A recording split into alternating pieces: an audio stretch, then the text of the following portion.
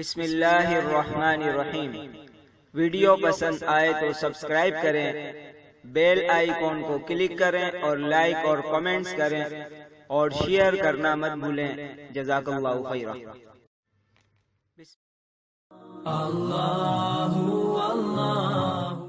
نحمدہ ونصلی ونسلم علی رسولہ الکریم، اما بعد۔ دوست احباب قربانی کا جانور خریدنے کے لیے جاتے ہیں اور سینگ وغیرہ کے معاملات میں پریشان ہوتے ہیں، تو اصولی طور پر یہ بات یاد رکھنی چاہیے، اگر پیدائشی طور پر کسی جانور کے سینگ نہ ہو، یعنی پیدا ہی بغیر سینگ کے ہوا ہے، تو ایسے جانور کی قربانی کی جا سکتی ہے۔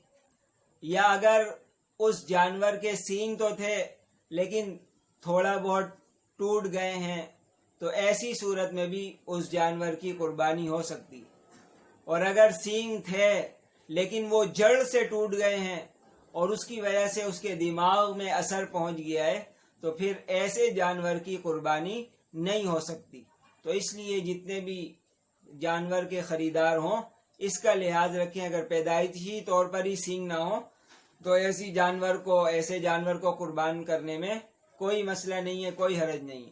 یا سینگ ہے لیکن ٹوٹے ہوئے ہیں تب بھی گنجائش موجود ہے، لیکن اگر سینگ جڑ سے نکلے ہوئے، اکھڑے ہوئے یعنی تھے لیکن اکھڑ گئے ہیں کسی بھی وجہ سے، تو پھر ایسے جانور کو خریدنے سے محفوظ رہیں، بچیں، تاکہ قربانی کے اندر کوئی خلل واقع نہ ہو۔ اللہ تعالی ہم سب کو